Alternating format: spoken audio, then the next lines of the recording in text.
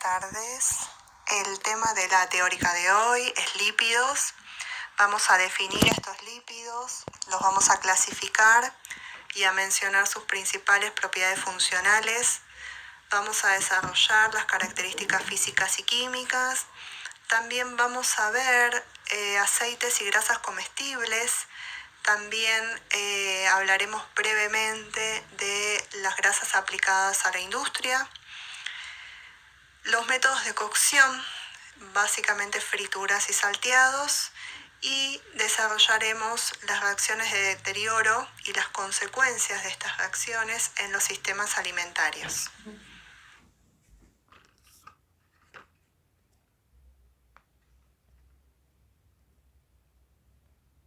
Las grasas y los aceites forman parte de una gran familia química que denominamos lípidos. Y es muy importante determinar las funciones en los sistemas alimentarios. Una de estas funciones tiene que ver con las texturas. Esto lo vimos en las primeras clases, cuando hablamos de evaluación sensorial, vimos atributos de texturas, y en el caso de los lípidos hablamos de la capacidad para aportar plasticidad y suavidad. Aportan mayor plasticidad y permiten ablandar preparaciones como por ejemplo los amasados, las masas quebradas, preparaciones que tienen que ver más que nada con pastelería, y esto se debe a que estos lípidos impregnan estos alimentos y debilitan la estructura de esas masas. El ejemplo claro de esto son las masas quebradas.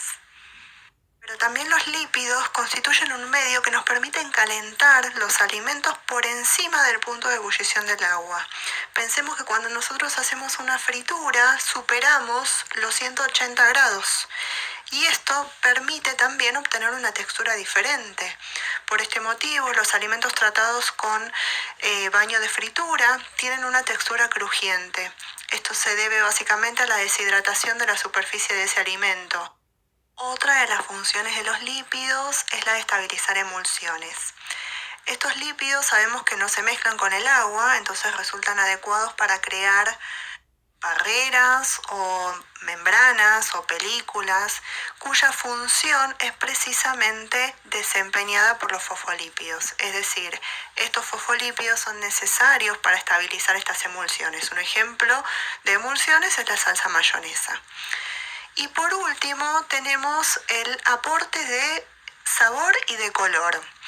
En el caso del sabor, provienen básicamente de hidrocarburos por acción del calor y la deshidratación, y además los procesos de oxidación se generan sustancias como aldehídos y cetonas, que son sustancias que aportan mucho sabor a estos alimentos.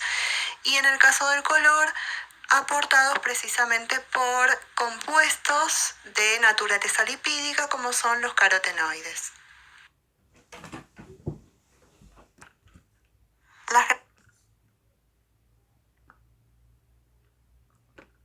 Definimos a los lípidos como un grupo de biomoléculas heterogéneas, es decir, que son moléculas que intervienen en la estructura y en el funcionamiento del organismo, ya sean como macromoléculas, en el caso de los lípidos compuestos, o como monómeros. Los monómeros son, por ejemplo, los ácidos grasos que componen estos lípidos. ¿Qué características tienen? Principalmente que son insolubles en solventes orgánicos polares, como por ejemplo el agua, la acetona, el alcohol, es decir, que son sustancias hidrófobas. Y por el contrario, son solubles en solventes orgánicos no polares, como por ejemplo el tolueno, el benceno, el cloroformo. Pero en la cocina existe también una especie de parentesco químico con algunos lípidos en los cuales sí pueden disolverse, como es el caso de los pigmentos carotenoides. Por ejemplo, el betacaroteno de la zanahoria, el licopeno del tomate, la clorofila, son todos compuestos de naturaleza lipídica, es decir, que tienen una cola lipídica y por lo tanto pueden colorear las grasas durante la cocción. Es decir, si nosotros cocinamos algunos de estos pigmentos, ¿sí? Estos pigmentos vegetales de naturaleza lipídica en un medio lipídico pueden solubilizarse, ¿sí? O pueden pasar al medio de cocción debido a su naturaleza lipídica. Y además decimos que son sustancias de peso molecular relativamente bajo, pero son sustancias, si bien no son sustancias poliméricas, se asocian espontáneamente para crear estructuras de mayor peso molecular. Por este motivo decimos que se consideran macromoléculas. Un ejemplo de esto: durante la cocción, estos lípidos van a sufrir determinadas reacciones en cadena de deterioro. Dentro de estas reacciones de deterioro nos encontramos, por ejemplo, con la producción de ácidos grasos libres.